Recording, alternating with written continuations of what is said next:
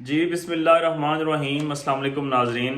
इस वीडियो के अंदर मैं ये बताऊंगा कि बकरियों और भेड़ों को वंडा कब, कैसे और कितना देना चाहिए।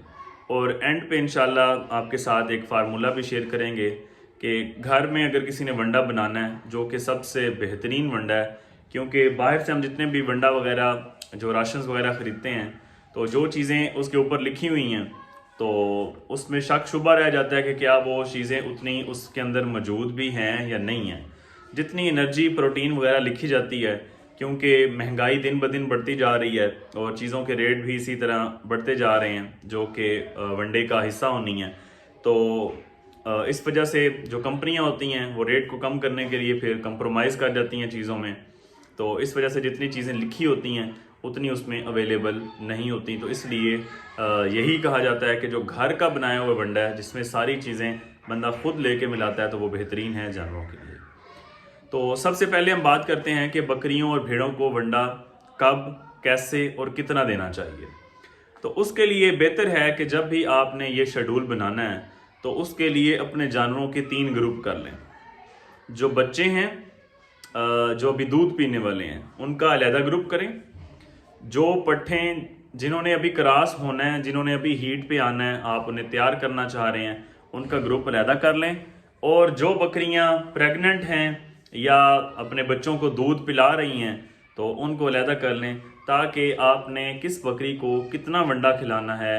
और अगर आप डिफरेंट फार्मूले भी बनाना चाहते हैं तो इस तरह आप अलहदा अलहदा ग्रुप की शक्ल में जानवर की ज़रूरत के मुताबिक उसे आप वंडा दे सकते हैं।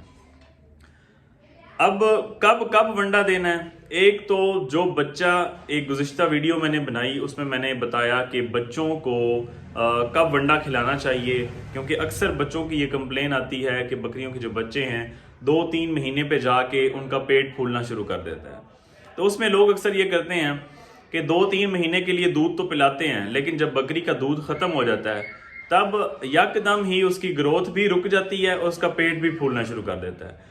उसकी वजह यही होती है कि दूध पिलाने वाला जो चैम्बर है मैदे का वो और है, जिस चैम्बर में खुराक जानी है, जो वंडा जाना है, जो खुश्क चारा जाना है, जिस चैम्बर में जाके ये चीज़ें हजम होनी हैं, वो जो चैम्बर है वो और है।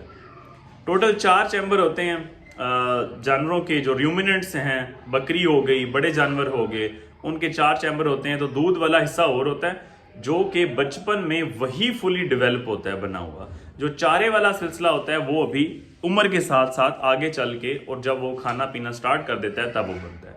तो होता यूं ही है कि 2-3 महीने पे जाके जब दूध खुश्क होता है तो फिर तब वो चैम्बर बना नहीं होता। तो उस वजह से जानवर की जो ग्रोथ है रुक जाती है। इस वजह से 10 दिन की एज पे, 15 दिन की एज पे आप उसे वंडा, खुश्क चारा, ये जो राशंस हैं ये उसे आप स्टार्ट करवाना शुरू कर दें, ताकि वो जो हिस्सा है मैदे का वो आहिस्ता आहिस्ता साथ साथ बनता रहे। जब दूध ख़त्म हो तो बकरी के जो बच्चा है उसको ग्रोथ में भी कोई इशू ना हो और पेट के खोलने में भी कोई इशू ना हो। तो एक तो हो गया ये वक्त जो बकरी के बच्चे का, यहाँ से आप उसे वंडा भी खिला सकते हैं, राशन भी खिला सकते हैं। आप उसे खुश्क चारा जो है की शक्ल में है, लूसन की है, जंतर की है, किसी भी चीज़ की है, आप उसे तूड़ी भी आप उसे खिला सकते हैं। ये भी मैदा उसका स्टार्ट करवा देगी। इसके अलावा अगर आपके पास सब्ज़ चारा है तो आप उसे 2-3 दिन के लिए आप उसे धूप पे रखते हैं, इस तरह आप उसे खुश्क करके ये भी इस्तेमाल करवा सकते हैं। पहले नंबर पे तो हो गए ये बच्चे कि आप इन्हें वंडा खिला सकते हैं, खुश्क चारा खिला सकते हैं। और दूसरे नंबर पे जो बकरी आपने तैयार करवानी है जो अभी हीट पे नहीं आई, तो बाज़ लोग ये सवाल करते हैं कि हमारी बकरियां ज़्यादा दिन ले जाती हैं, ज़्यादा महीने ले जाती हैं, उम्र के काफ़ी सा गुजार के बाकी बकरियों की बनिस्बत हीट पे आती हैं। तो हीट पे ना आने की एक वजह अच्छी मुतवाज़न बैलेंस डाइट का ना होना है। तो जो वंडा है इसमें आप अगर उसे बैलेंस डाइट देंगे, जानवर को किसी किस्म की प्रोटीन की, एनर्जी की, मिनरल मिक्सचर की, ठीक है, इसी तरह कोई भी किसी किस्म की कमी नहीं होगी तो वो जानवर हीट पे भी जल्दी आएगा। तो इस वजह से जो जानवर आप गबन करवाने के लिए, हामला करवाने के लिए तैयार कर रहे हैं, आप उनको भी वंडा दें।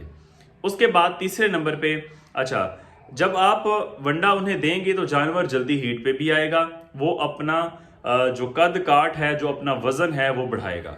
क्योंकि ये बहस भी होती है कि जानवर को पहली बार जब वो हीट पे आए तो क्रॉस करवाना है या नहीं करवाना, जब वो 2 दांत हो तब क्रॉस करवाना है या 4 हो तब करवाना है। तो पहली बार क्रॉस कराने का जो ताल्लुक है वो जानवर की 2 या 4 दांत इससे नहीं है, उम्र से भी नहीं है। उसका जो मेन ताल्लुक बनता है वो जानवर के वजन से है, उसके बॉडी कंडीशन स्कोर से है। अगर वो अपनी कद काठ जल्दी बढ़ा लेता है, अगर वो अपना बॉडी का जो स्ट्रक्चर है वो वजन जो है वो जल्दी बना लेता है, तो आप पहली बार भी उसे क्रॉस करवा सकते हैं। क्योंकि कहा यह जाता है कि दूसरी बार जब आए हीट पे तो तब उसे क्रॉस 2 दांत हो तब क्रॉस करवाएं। उसका मेन मकसद यही होता है कि जानवर का कहीं वजन ना रुक जाए, कहीं उसकी ग्रोथ ना रुक जाए। तो जब आप शुरू से बचपन से उसे खुराक अच्छी देंगे तो वो अपनी हाइट भी जल्दी बनाएगा, वो अपनी ग्रोथ भी पूरी टाइम से करेगा।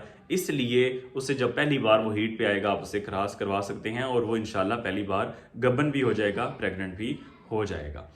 तो ये होगी दूसरी वजह कि गब्बन बकरियां जो अभी आपने करवानी है, जो भी हीट पे नहीं आई, उनको भी आप वंडा खिला सकते हैं। तो तीसरी, जो बकरियां प्रेग्नेंट हो गई हैं, अब आखिरी महीना चल रहा है उनका, अब आखिरी महीने में बच्चों का साइज बड़ा हो गया है, जो मैदा है उसकी जगह कम आ गई है। बच्चों के साइज के बड़ा होने की वजह से मैदे पे प्रेशर आ चुका है, मैदे का साइज छोटा हो गया।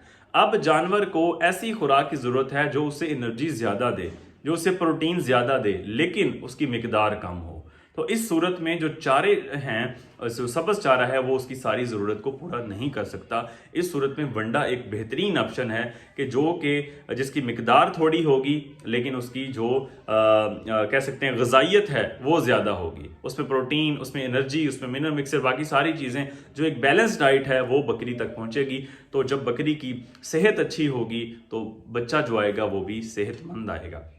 तो इस सूरत में बकरी को अगर किसी किस्म की कोई कमी नहीं होगी, तो जैसे कि मसले आ जाते हैं डिस्ट्रोकिया का, जो कि बच्चे की पैदाइश में मुश्किल का मरहला है, उसे डिस्ट्रोकिया बोलते हैं, वो उससे भी बच जाएगी। जो जेर बकरियां नहीं फेंकती, प्लेसेंटा नहीं फेंकती, उससे भी बच जाएगी। तो जितने भी ये ब्रीडिंग के इश्यूज आते हैं, अगर उसे उसकी प्रेग्नेंट लाइफ में और उससे पहले मुतवाजन खुराक मिलती रही तो वो किसी किस्म के इस मसले से उसे दो चार नहीं होना पड़ेगा। उसके बाद आगे चलते हैं चौथे नंबर पे, जो बकरियां जिन्होंने बच्चे दे दी हैं, अब जब आप उन्हें वंडा खिलाएंगे, उनको मुतवाजन खुराक खिलाएंगे तो उनका दूध ज़्यादा बनेगा। दूध ज़्यादा बनेगा तो जो आगे उनके बच्चे हैं वो ज़्यादा दूध पिएंगे, अच्छा दूध पिएंगे, तो उससे उनकी सेहत बढ़ेगी और फिर उसी तरह वो जल्दी जवान होंगे और जल्दी, अगर फीमेल हैं तो जल्दी हीट पे आएंगे और जल्दी प्रेग्नेंट होंगे, उनकी सेहत जितनी अच्छी होगी। तो ये 4 वो पॉइंट्स हैं, 4 ऐसी स्टेजेस हैं जिन पे बकरियों को या भेड़ों को वंडा ज़रूर खिलाना चाहिए। कोई भी और बैलेंस्ड राशन जो है, जो बैलेंस्ड खुराक है, वो आप ज़रूर खिलाएं। अब मैं आपको वनडे की जो डिफरेंट अज्जा हैं, उनको कितना कितना डालना है वो फार्मूला आपके साथ शेयर कर देता हूँ। सबसे पहले नंबर पे चोकर गंदम है। ये फार्मूला है, अगर आप 100 किलो का जो है वंडा बनाना चाह रहे हैं तो उसमें चोकर गंदम जो है वो आपने 30 किलो आपने ऐड करनी है। ये आप लिख सकते हैं साथ साथ, या फिर वीडियो को बार बार देख के आप हिसाब लगा सकते हैं। चोकर गंदम जो है वो 30 किलो। उसके बाद जो मकई का दाना है, मकई का दाला दलिया बना के उसे आप पीस के 20 किलो वो ऐड करेंगे। जो खल तोरिया है 5 किलो। ये सारी चीज़ें आपने अच्छी तरह पिसवा के और अच्छी तरह इनको मिक्स करना है। चोकर गंदम 30 किलो, मकई दाना 20 किलो, तोरिया खल 5 किलो, मेज़ ग्लूटन जो 30% है, 30% वो आपने डालनी है 14 किलो। उसके बाद मिनरल मिक्सचर ये आपने डालना है 1 किलो, और राइस पॉलिश जो है ये आपने डालनी है 18 किलो। और जो शीरा है, जो गन्ने की जो बचती है जो गुड़ बनाते वक्त, वो शीरा वो आपने डालना है 12 किलो। तो इस तरह इस फार्मूले से आप 100 किलो डाल सकते हैं। अगर आप 200 का बनाना चाहते हैं, 300 का या 1000 kg बनाना चाहते हैं, तो इसी तरह इसकी जो रेशो है, जैसे चोकर गंदम हमने यहाँ पे 30 किलो डाला तो हम 30% के हिसाब से डालेंगे। मकई दाना यहाँ पे हमने 20 किलो इस्तेमाल किया तो हम 20% के हिसाब से डालेंगे। और इसी तरह जब हम ज़्यादा खुराक हमने बनानी हुई तो हम परसेंटेज में से डिवाइड कर देंगे, इतनी परसेंटेज बढ़ाते जाएंगे। तो उम्मीद करता हूँ कि आपको वंडा के हवाले से सारी बातें समझ आ गई होंगी। फिर भी किसी भाई का किसी किस्म का कोई क्वेश्चन है तो आप कमेंट सेक्शन में पूछ सकते हैं। बहुत शुक्रिया।